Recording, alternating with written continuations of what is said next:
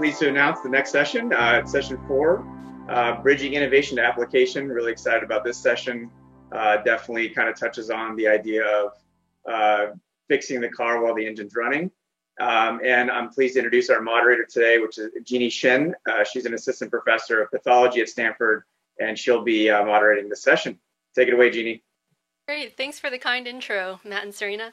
So earlier in the day, we've heard about how researchers are democratizing AI. We had a great fireside chat, and we talked about regulatory challenges and new technical advancements. And so in this session, we're going to be hearing about how recent innovations in AI are actually being translated into concrete and tangible applications that will benefit patients and healthcare providers and also systems. So I'm really excited to be introducing our speakers for this session, each of whom are, absolute stars in their respective fields. And I think each of these speakers is going to be bringing a very unique perspective on the topic. So our first speaker is Dr. Vivian Lee. She's a former Rhodes Scholar, a radiologist, an engineer. She's the former dean and CEO of the University of Utah Health Center. And she's currently the president of health platforms at Verily Life Sciences, which, as many of you know, is Alphabet's digital health solutions company. She also recently authored a book, The Long Fix, which presents some concrete solutions for how to improve the American healthcare system. So welcome, Vivian. Take it away. Thank you so much. It's really wonderful to be with you all today. I'm really honored to be with you all. And what the perspective that I thought I would talk about was, perfect, thank you, was about how we think about applications of AI within the context of what we've been doing in the company in response to COVID and beyond. So if we go to the next slide, a lot of the focus that I've had in the last few years has been from the perspective of leading a health system and working in healthcare delivery and healthcare reform. I just mentioned that I did just author this book, The Long Fix. It just came out. And it's a little bit of a surreal time to release a book about fixing healthcare in the middle of a pandemic. But it certainly does put into context a lot of the work that we're doing in terms of thinking about whether our advances in digital health, in AI, machine learning, deep learning, are really going to advance better outcomes and lower costs of care and greater access to everyone, really driving value in healthcare. And that's going to be a question that I will want to return to as we go through some of these specific cases and applications. So I wanted to talk a little bit about what we were doing with respect to COVID, the disease itself, as well as managing people who have chronic conditions, who, as we all know, are more vulnerable to COVID. And then I have a third little case study, which is really about infectious diseases and public health beyond COVID. So if we go to the next slide. This is just a framework for thinking about whether we are driving value with our innovations. Are we really improving quality or health outcomes? Are we improving the patient experience? And are we doing so at lower cost or at a reasonable cost? And this is how I like to frame a lot of the valuation of new technologies. How are we really advancing value? If you go to the next slide. So just a very quick introduction to our company, Verily. We heard in the introduction, it was originally Google Life Sciences, spun out of Google when Google became Alphabet. And we have about 1,000 employees, headquarters in South San Francisco. And if you go to the next slide, very early on in the COVID crisis, we were asked by the state of California, and later actually even the White House, to help support the country's response to COVID. And one of the first things we did was to set up a community-based testing program, originally mostly in California, which was really end-to-end from logging on to our website and going through the symptom checker all the way through scheduling and ordering a COVID test, and then the return of results there. And we've now partnered with Rite Aid and are testing tens of thousands of people every day. If we go to the next slide, one of the areas that we were focused on very early on in Verily was also how to support our healthcare partners.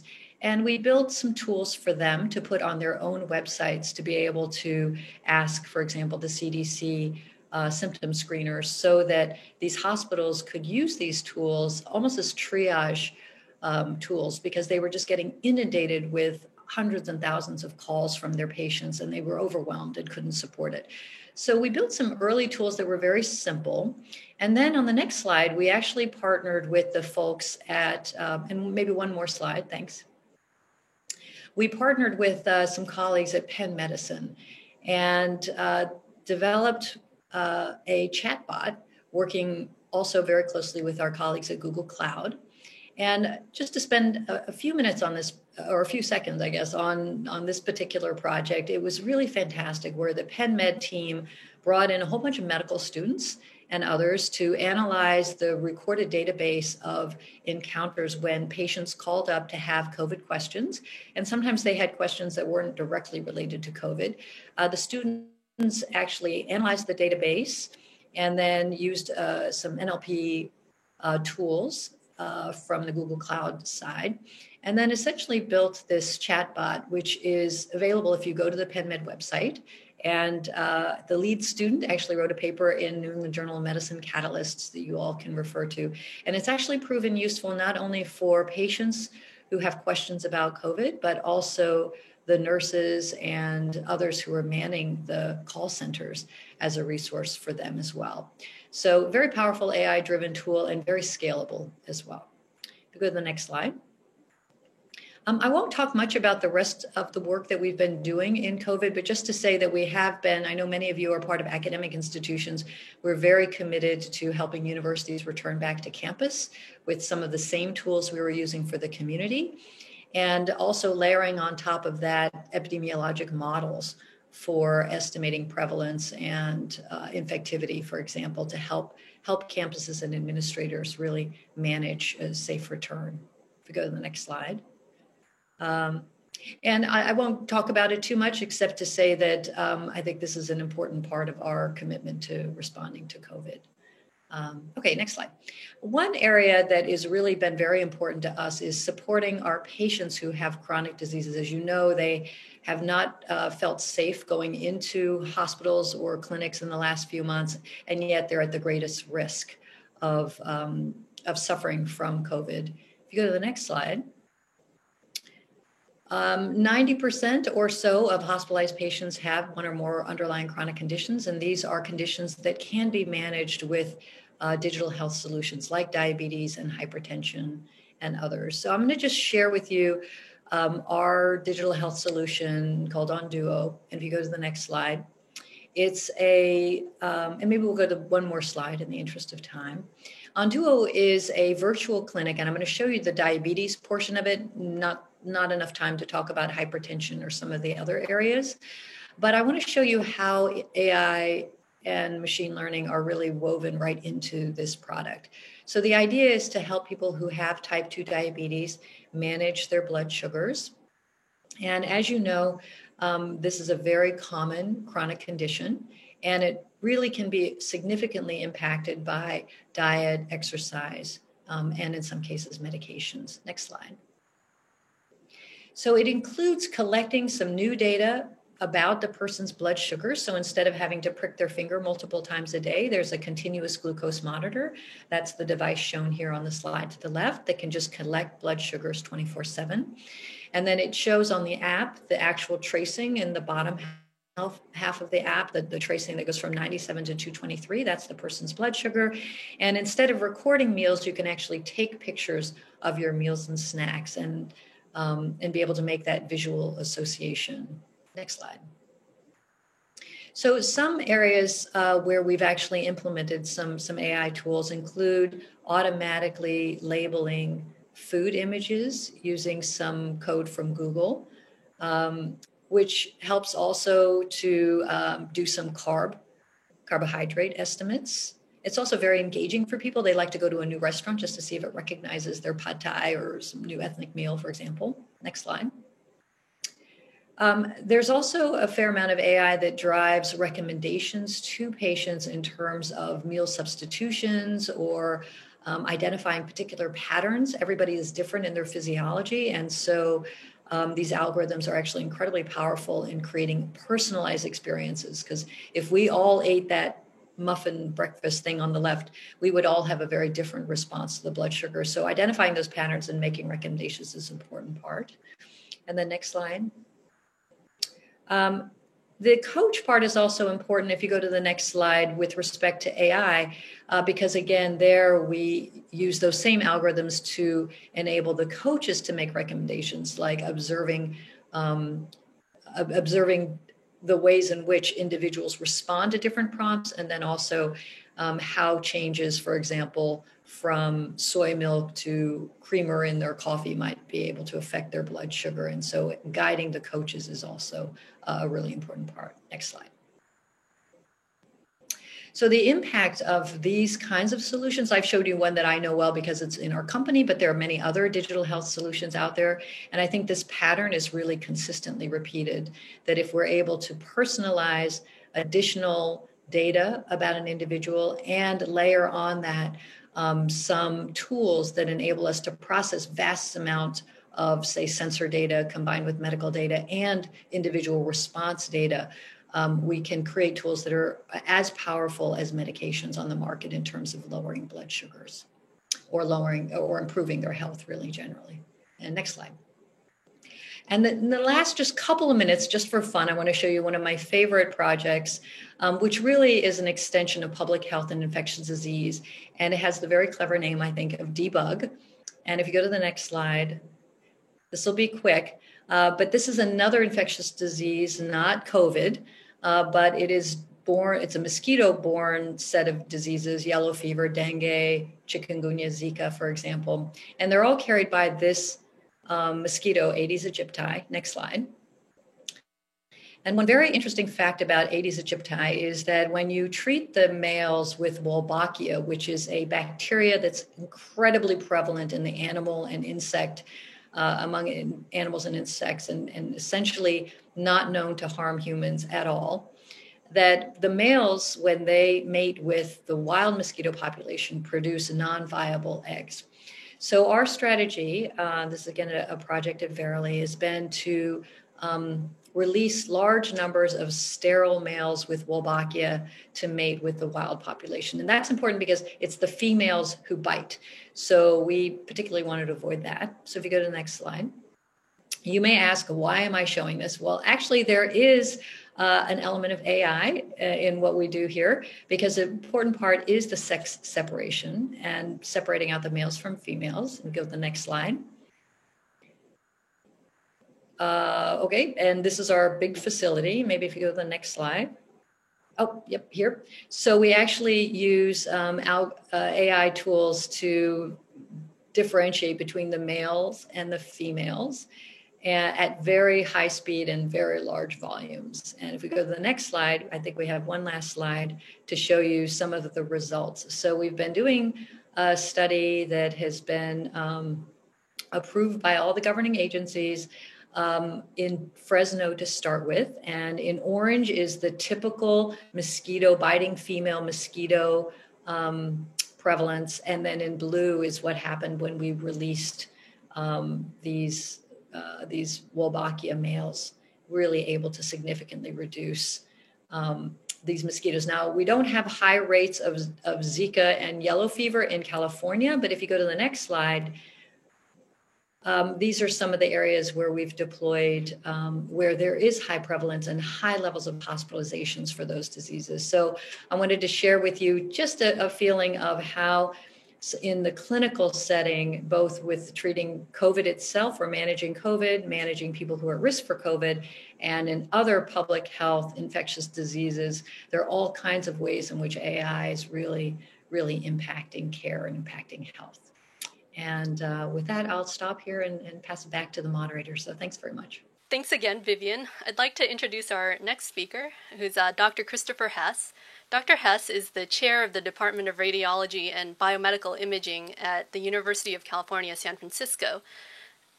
And he is he's a neuroradiologist who's also got a PhD in electrical engineering.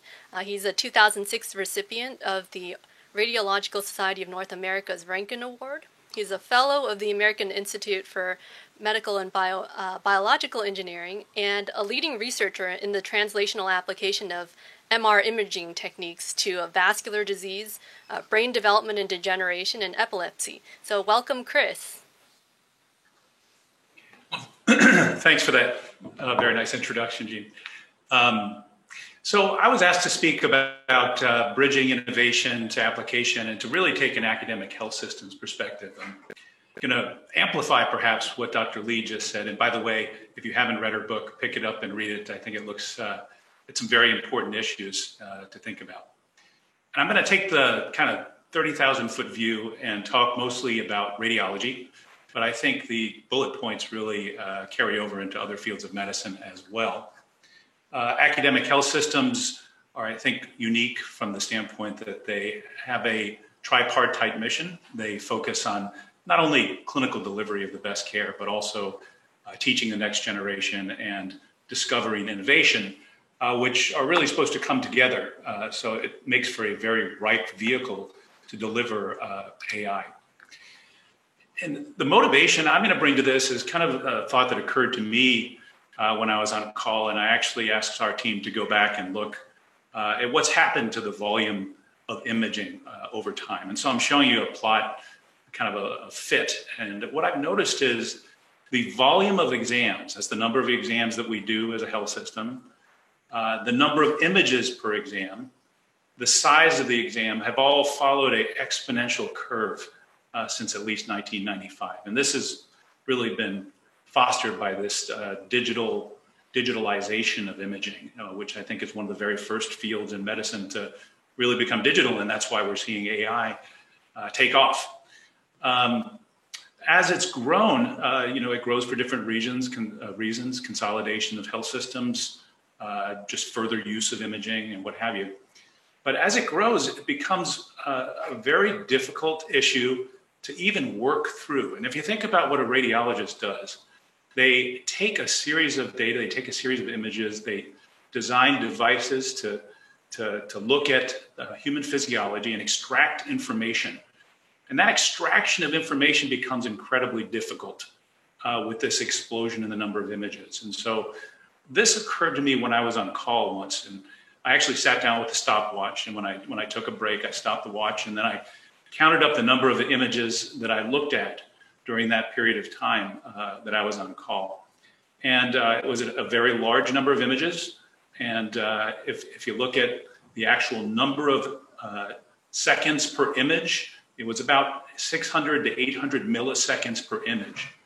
So if you can imagine, that means a lot of data digestion, a lot of reduction.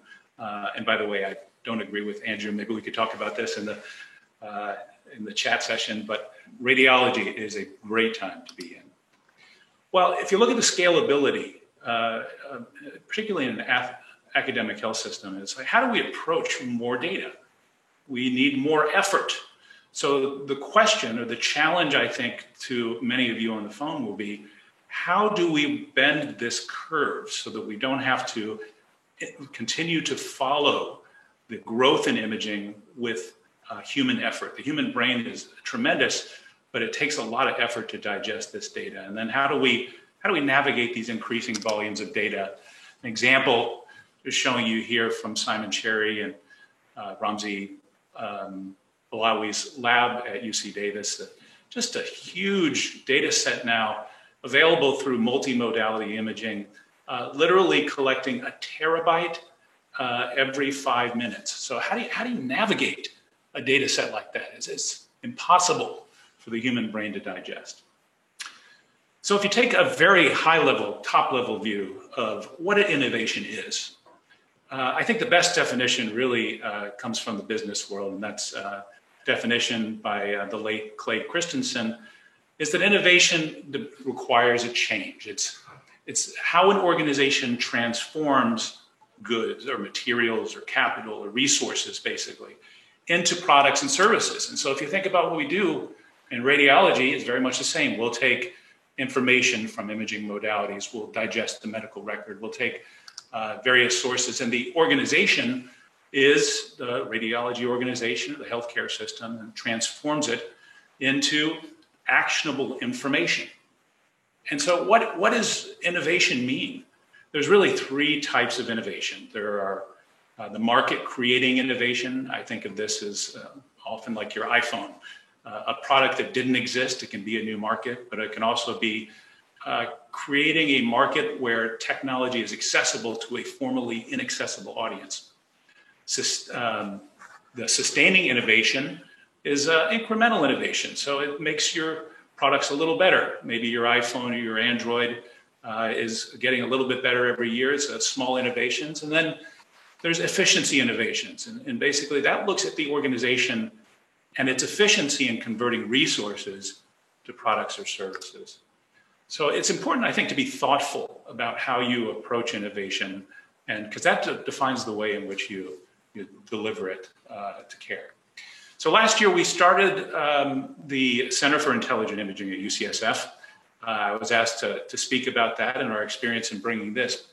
The vision for this new platform is really to meet unmet clinical needs and to translate new technologies in image analytics, especially AI, to clinical practice.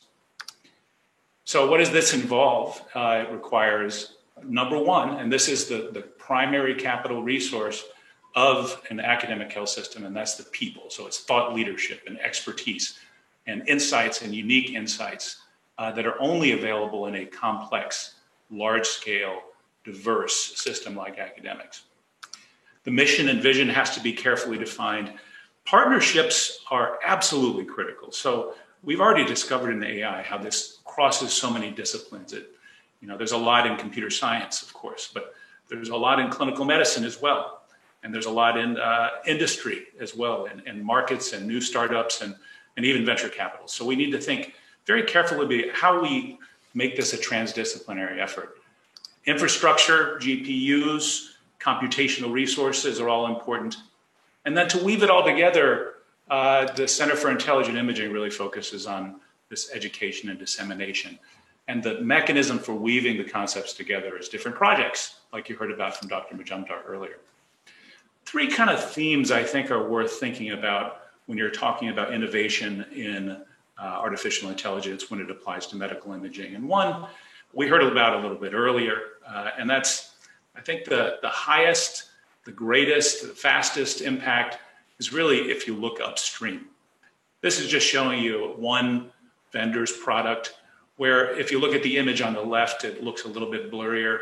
On the right, you can see very sharply delineated gray matter, which is on the outside of the brain, and white matter, which is on the inside of the brain.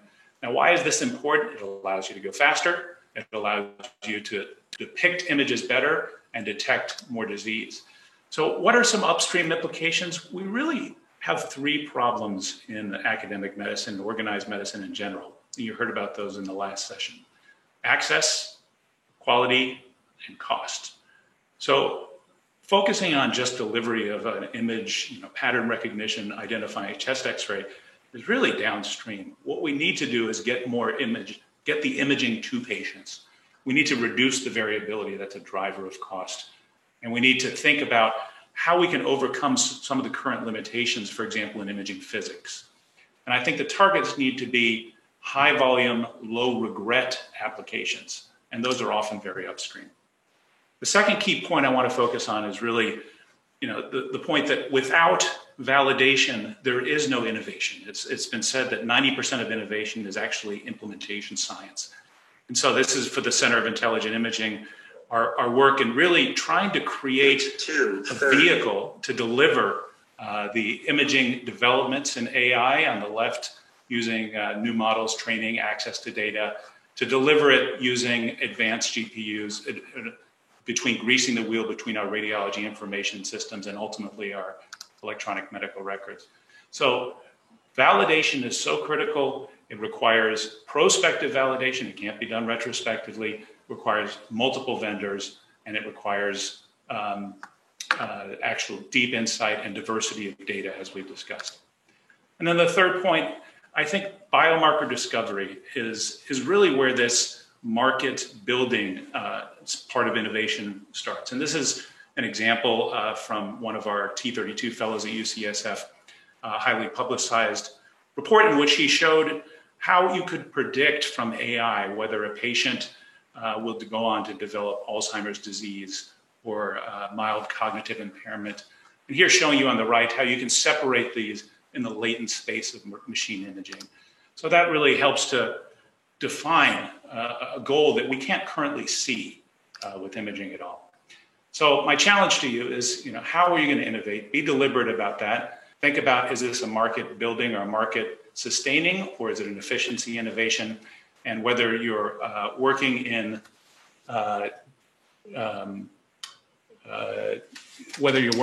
sorry, my computer's burping here, upstream applications, vehicles for delivery, or in the scientific discovery process. And with that, I'll say thanks.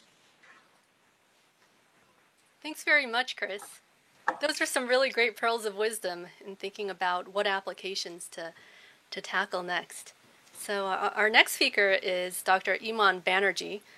Iman is a PhD computer scientist who completed her postdoctoral training at Stanford University, actually, in the Laboratory of Quantitative Imaging. She's a recipient of the Marie Curie European Fellowship, and she holds a joint appointment as an assistant professor of biomedical informatics and radiology at Emory University, where her lab focuses on integrating unstructured medical data from multiple modalities to support clinical diagnosis and treatment planning. So, Iman, it's great to virtually see you back at Stanford. Right. I'm also very happy to be back in Stanford, since you all know, but I'm still continuing my collaboration with most of the people in Stanford. So, yeah, I don't miss Stanford that much.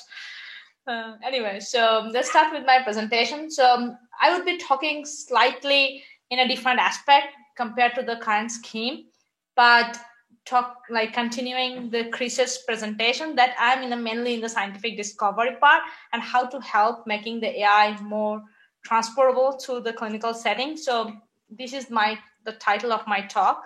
So as you know that AI is not only in healthcare, but it is popular in several other domains, starting from dark illuminator, smart glasses. But as you all know, it is barely began. So my background is computer science. So I can tell you the AI advancement is barely began. So we have much more steep way to go with AI. So it's basically a quest to build the machine that can reason, learn, and act intelligently. Not only in healthcare, it will have several diverse applications. But if you look at the basic scale of AI is basically standing on three pillars, right? Big data, high performance computing, and algorithm. And the fundamental base of the AI on these three pillars is actually mathematics and computer science, starting from linear algebra, probability theory, information theory, statistics, and everything, right? So, but the problem is that since a good model, whenever you are developing, it needs these all three pillars properly built up: big data, high performance computing, as well as algorithm. So my main focus is actually how to provide the big data to an AI model. But for providing the big data for training and validation of the AI model, the main problem is that annotation, especially in healthcare, because where we need the expert readers to create the annotation for us, and everybody knows that this annotation is super expensive, it's laborious, it's time consuming, and it's never enough. Whenever you start collecting the annotation, so it's usually a cyclic process. So we start the data collection, we review the data, we recruit the radiology readers, they create the annotation. But whenever we start training the AI model, we discover, as Andrew also mentioned, that we discovered that this training data is not proper. So we have to go back and we collect more data, or we change the annotation, we modify the annotation based on our targeted needs. So always this is a cyclic process. So most of the project that we are doing now, we are always going back cyclically. And the core concept is go large with the training data. So what is the main way to create that training data automatically? So that's the whole idea of my research, how to create that training data automatically. So if you look at the imaging pipeline in healthcare, you'd see that radiologists actually sees the images, they generate the reports. Pathologist sees the images, generates the report. Then clinician sees the patient, as well as the radiologist report or pathology report. They create another kind of reports, right? So those are all free text reports. Why we cannot use those reports to train our model? The main problem is that those reports are written in a free text, and it's very, very hard to create the annotation from that, because it's really a complex challenge of natural language processing. So not only that, we also need to somehow integrate the information, because currently you saw that several pipeline actually just using simple regex to extract the labels from the radiology reports. But that most of the time is not really enough to train a radiology model, because in the downstream task, probably after that imaging study, the patient went to pathology and they had some pathology diagnosis too. Why we cannot connect that pathology diagnosis also with our annotation? Then the patient also has a clinical history. They had some previous medication that we also need to take into account when we create that annotation, because that can actually help them, our model, to learn something in a much better way.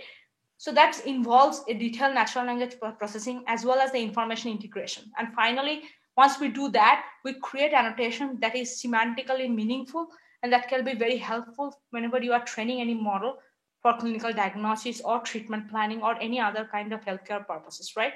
But the main challenge is this, that all this text data is really unstructured, free text, and cannot be directly interpreted by the machine. So my lab whole idea is actually focusing on developing methodology that around these 4 concepts: natural language processing, deep learning, semantic reasoning, and domain knowledge, how to combine these 3 concepts to tackle this challenging problem, that how to create the information integration from different source of information to create finally the annotation of the images. And we are actually trying that not only on the radiology, but as well as on the clinical side. So on the radiology, we tried different approach on different modalities, CT, MR, ultrasound, mammograms, and we are targeting different kind of diagnosis problem, starting from like hemorrhage, pulmonary embolism, cataracts, brain tumor, hepatocellular carcinoma, BIRADS, hepatocellular carcinoma from the ultrasound, from the screening perspective, from the diagnosis perspective. So we developed multiple methods. And we also saw that not only from the radiology perspective, if we, as I described it before, if we merge a radiology report, pathology report, and progress note, nursing note, we can create more valuable annotation that can help on cancer recurrence prediction, patient-centered outcome prediction, survival analysis, and all these tasks.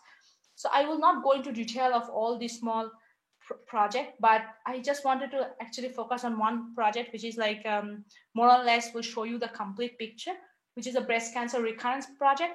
So when we started this project, our main goal was to predict the breast cancer recurrence, but we know that we can only create a very, very small annotated data set for breast cancer recurrence. And recurrence is not only, it's not even like mentioned in a structured format anywhere in the electronic medical records.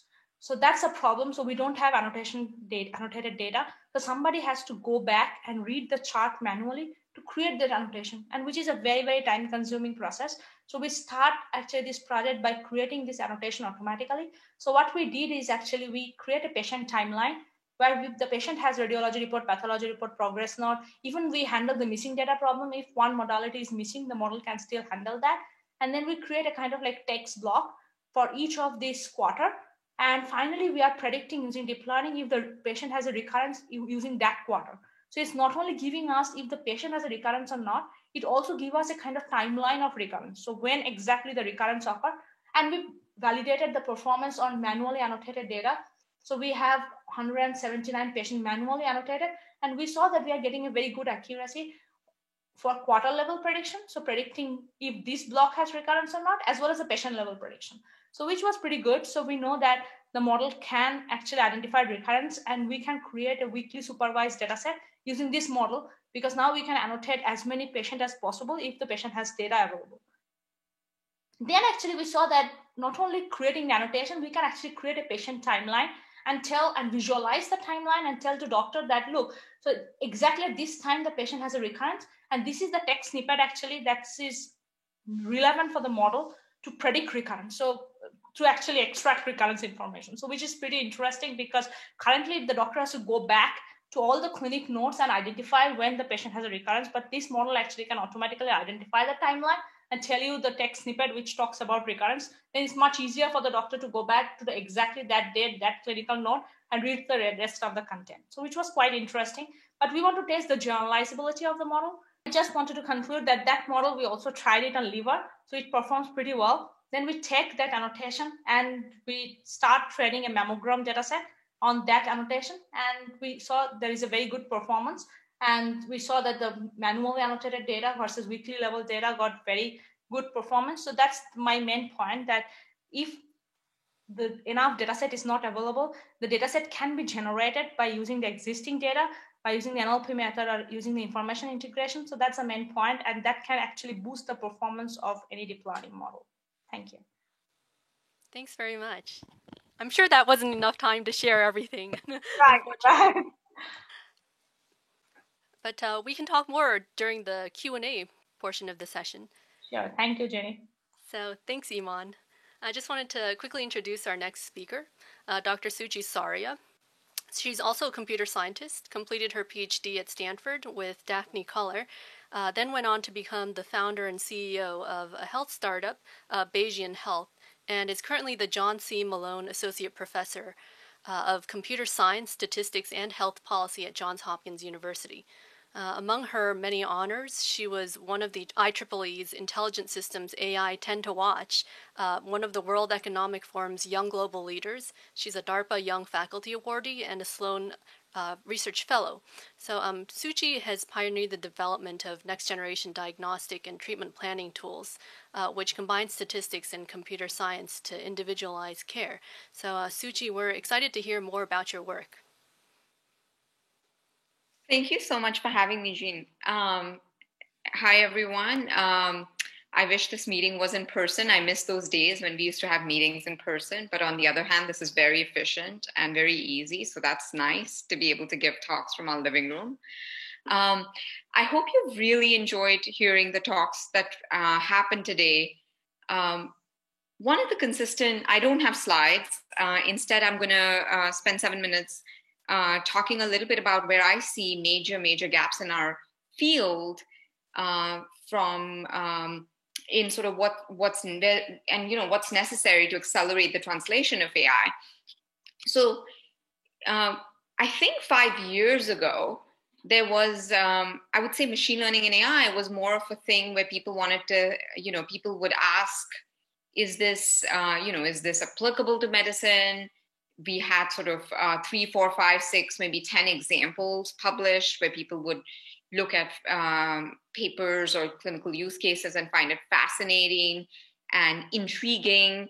And one of the most remarkable properties is how quickly we've moved from what feels like, is AI and machine learning even relevant, to hopefully what you've discovered today, but also just more broadly in the literature, where we now see use cases nearly everywhere, across every area of medicine in the last couple of years. Like every society has a keynote, has keynotes now in machine learning, and is curious to think about, how to make machine learning actually translate and what are the real use cases, et cetera. So while there's now increasing awareness and enthusiasm for machine learning AI, the other piece that I'm simultaneously noticing is the gap in actual translation. And the gap here meaning, Vivian showed some really nice examples in the public health arena, or even in sort of the chronic disease management or at the bedside. But when we see translation examples and we're looking at outcomes, I would say there are probably like only a much relatively small number of examples where we have, they've been deployed, they're in use, they're being adopted, they have real outcomes. And the question is, why? Is it just because we're too early? Is it because things aren't working? Is it because we're not doing it right? Is it because we don't understand the right use cases? Is it because the business doesn't exist for it? And so as someone who's deeply passionate about the field, these are questions, that I think are very plague me, and something I think a lot about. So I think in the next few minutes, that's the question I want to try to answer. So before I do that, just very brief introduction in terms of my own journey of how I've gotten here. I've been in machine learning and AI for a very long time. I got started very early. When Andrew mentioned the field was much smaller, we pretty much knew each other by name. I did a lot of work early on, not even in healthcare and pure tech, in large scale time series data, modeling time series data, novel methods for it, and making it applicable in novel personalization applications, which in the early 2000s was sort of one of the most exciting areas for progress of machine learning techniques. And about 11-ish years ago, this is while I was at Stanford, I got excited about applications of machine learning in healthcare through a colleague who's a neonatologist, Anna Penn, This was well, and effectively the question we asked was, we're collecting all this data on our babies, and these babies are at risk for major, very fragile complications. Could we be using this data to be able to identify complications early and preventing them? And back in 2008, 2009, at the time, machine learning was completely new, and sort of the question of like, how would it even be applicable, and is the data even good enough that we're collecting in electronic health records, was sort of where we started. Fast forward, moved to Hopkins, direct the machine learning healthcare lab there. We've done, there's also a very large center that we direct at the intersection of engineering and healthcare. And in the last 7 years, have done a lot of work in moving from not just sort of novel use cases and model building and model ideation, but in the last several years, kind of thinking hard about what does it take to build engaged users, and how do we think about building human-machine teams that allow, where humans and machines can collaborate to be able to build real-time systems that they can think with together, collaborate with together, which will be very, very important for being able to augment our clinical workforce, to be able to improve outcomes. And when I say augment, I don't mean just automate. I really mean truly provide capabilities that allow them to be more efficient and effective at improving outcomes. And in doing so, the last 5 years has been very intriguing in learning about, when we develop an initial model, going from an initial model to something where thousands of providers are using a solution set where they trust it, they reliably use it, that gap is actually quite big. And so today, one of the big barriers I see is that AI expertise, and when I say AI expertise, I don't mean a platform where you can take state-of-the-art models and just sort of cycle through a ton of models. I really mean healthcare data is much harder, is biased. So you need AI expertise that can build AI and tune AI to the kinds of messy clinical data sets we see. That kind of AI expertise is still relatively small and semi-concentrated, I would say, in still large academic medical centers. And so the challenge with why we're not seeing translation is it's much, much easier, I think, as an academic, now being also on the industry side, what I found was it was very hard as directing a lab to go from writing a model paper to building something that translates. Translation is just, it isn't an easy academic game. Evaluation alone is very hard. It's laborious. To build models that clinicians adopt means you may have to go through many, many, many iterations, which may require the kinds of hacky things that Andrew was talking about, which may not be amenable to writing a very clean and neat, simple paper. Then there's sort of integrating many different expertise, not just sort of model building, but product experience and kind of how do you integrate it within workflow? Who is the user? How are they using it? What is the experience? How do you engage? How do you increase adoption? How do you educate? All these diverse expertise. And then how do you build systems which are robust to deploy these things that I found quite challenging as an academic medical center to do that whole thing end to end. So while that can be done in pockets, where you can collect a team together to do it for a period of time, to be able to do this in a way where it's scalable, sustainable, was actually quite hard. But you can't get away with it. You have to bring together all those expertise to make it happen. And so I think that's one of the big barriers I see, which is the expertise combined with this, AI expertise that we need, combined with all of the diverse other functions like product engineering, human-centered design, and so on and so forth that's necessary to make it happen. Jean, I know we started a few minutes, we went quite late, so are we allowed to go a little, Well, actually, I was going to say thanks for kicking off our Q&A, actually, because this is related to my first question for the panel. And you very nicely answered that. It seems like there are a lot of challenges to actually getting from the innovation to the application stage. I wanted to ask the other panelists as well, in your experience, what's been the single greatest barrier to the effective translation of these innovations into actually clinically impactful applications? So I'd like to start with Vivian. Start my video. Okay, yeah, so that's great. And I really enjoyed everyone's presentations.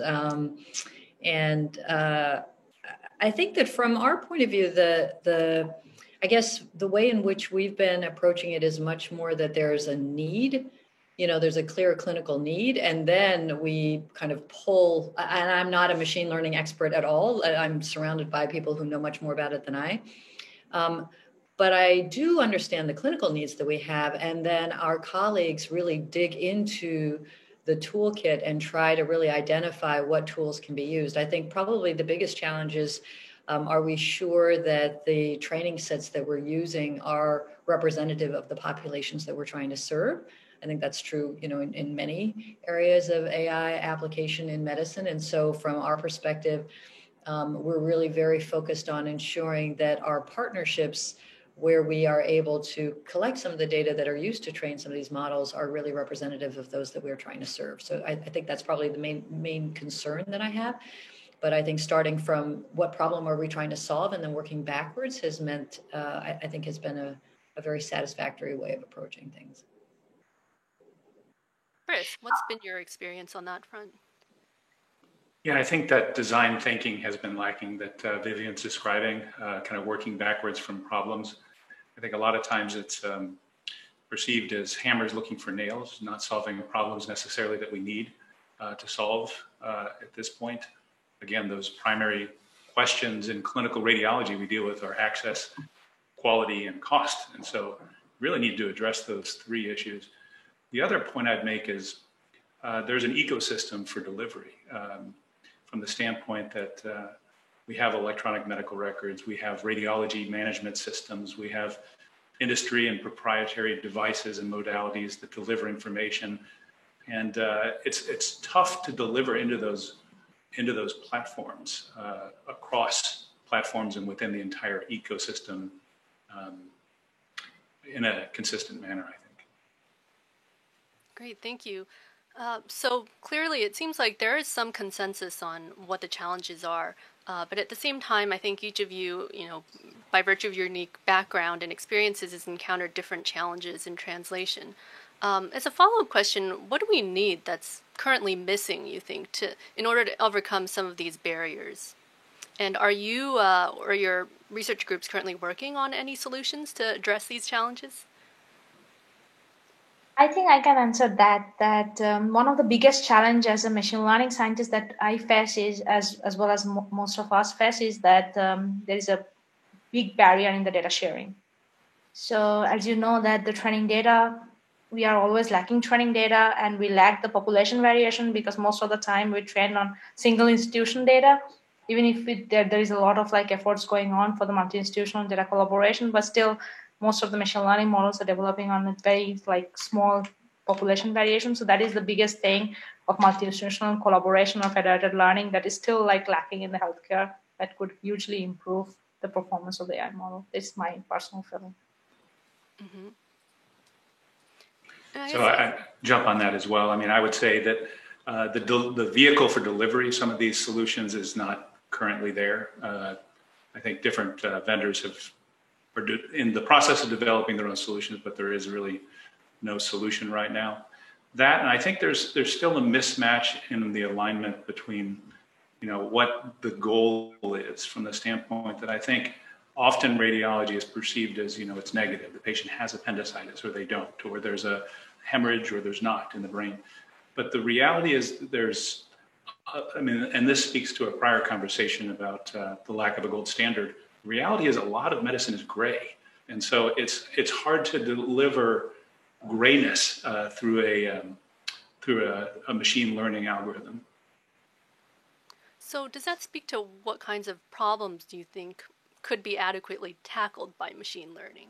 I mean, because it sounds like perhaps we're targeting the low-hanging fruit problems right now, and the ones that have a more challenging, let's say, ground truth aren't being tackled, but they should be, right? And how are we going to go about tackling those problems?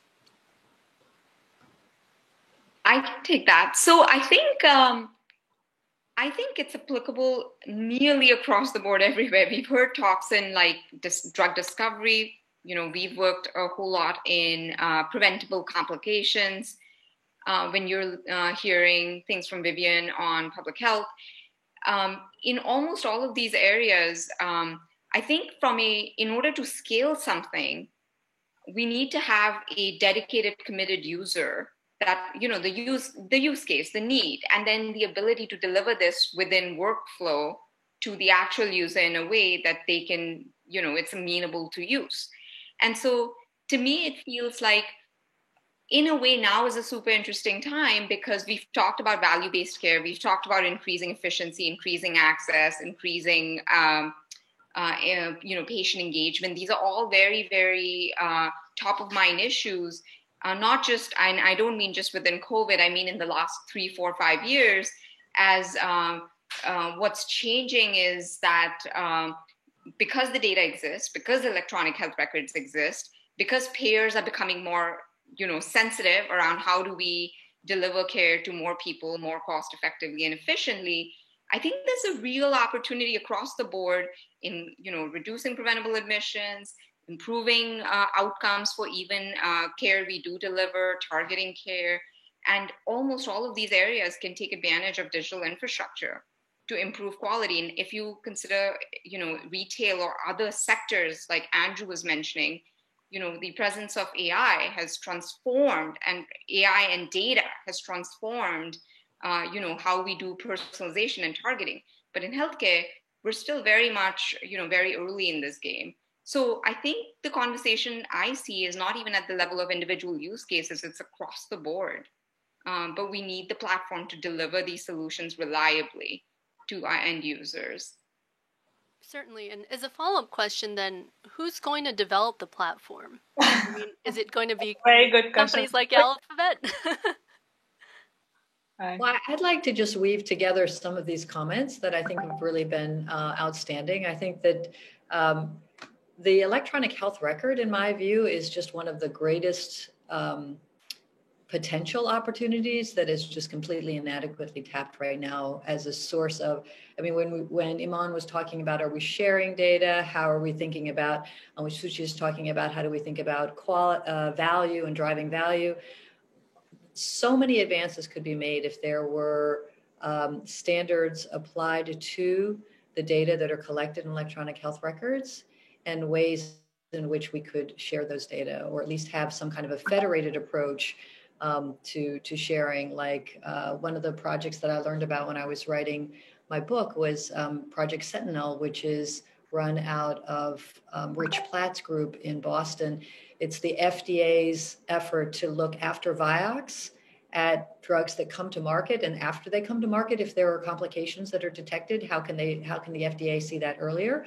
And so it's a collection of payers and provider systems, and they don't merge all of their data together into a warehouse, but they do have a kind of a federated system where you can kind of query each of the data sets. I think that's one of the biggest untapped opportunities. Sounds like we're getting close to time. I wanted to say thank you to all of our fantastic speakers today. Sort of 2 wrap-up questions for you. Let's say you had all the access in the world, right, to data, computational resources, human resources that you could ever want or need, and regulatory and reimbursement barriers were not a problem. What's one healthcare-related killer app that you've always wanted to develop, or that you wish someone would develop? Anyone?